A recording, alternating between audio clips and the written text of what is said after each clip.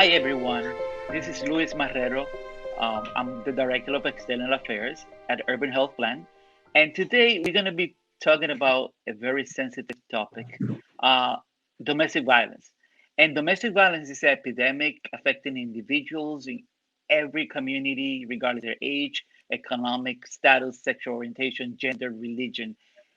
And we have a great resource in our organization. Her name is Wanda Marquez. Hi, Wanda. She's our Director of Social Services. Hi, Wanda. How are you today? Hi, Lois. I'm doing fine. Yourself? Good, good. So Wanda, we're going to be talking about this sensitive topic, as I mentioned before, is domestic violence. How do you define domestic violence, right, really quick? Yeah, domestic violence, we can divide it it goes in many different aspects. It could be sexual, it could be economical, it could be psychological. It takes many realms. So abuse takes different forms and also it affects different groups as well. Right. And when you mentioned that affects many groups within the family, the children, how does domestic violence affect our children? So I'm glad that you're asking how does it affect because it actually affects children.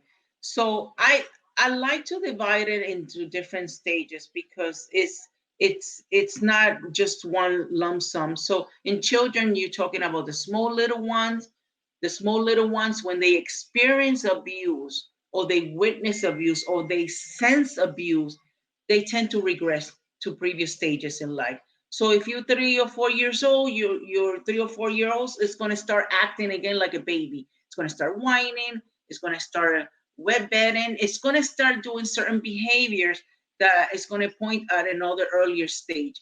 It's also going to have that child also going to experience nightmares, and also more anxiety, and you have a lot of anxiety driven behavior in separation towards the parents. So you'll see And, that.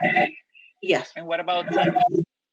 With teens, that is a very, very difficult stage to witness abuse and to sense abuse. Many times, teens, what happens to them is that they engage into more at-risk behavior activities. So they will have unprotected sex with different partners or many partners. They will engage into more sexual activities. They will also engage into alcohol and drugs. They will get into fights with parents, fight with others, and will take this antisocial personality and sometimes even bully others. Wow. And there's long-term effects in this in the children and the teens. Yes, unfortunately, there are long-term effects. In When you look at the statistic, we're looking at boys.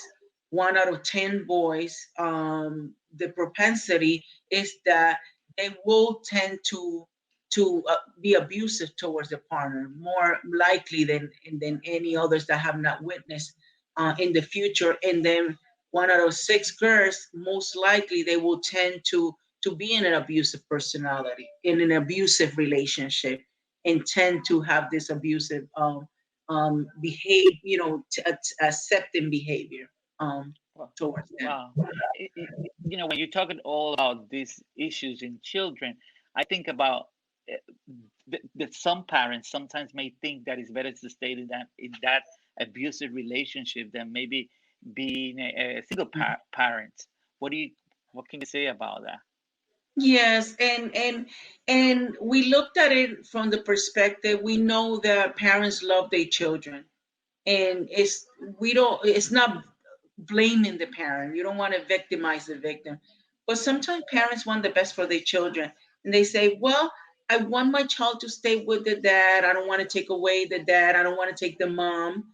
I don't want to take that person out of that child's life." But the reality that it causes more harm to stay in an abusive relationship with a child being anxious, scared, and afraid for the person's life, for the parent's life, and even for their own life, than to be in a one parent household and feel safe. So it might not be a good thing for children to stay in that in that type of relationship. Right. So what I think about all this, Wanda, is that there is, there's help. That although one person who's facing domestic violence, they should not feel that they are working on their own. There's help out there. Can you, Yes. give us a little bit more about resources and what can they do about it? Yes, there's resources, and we will have resources in the screen.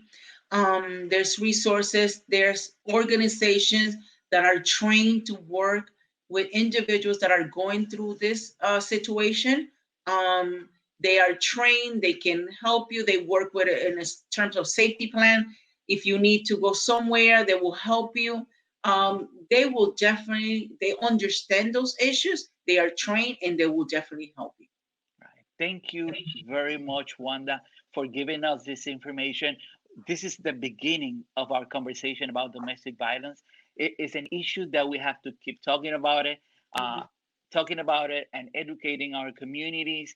Uh, Thank you very much for being here today.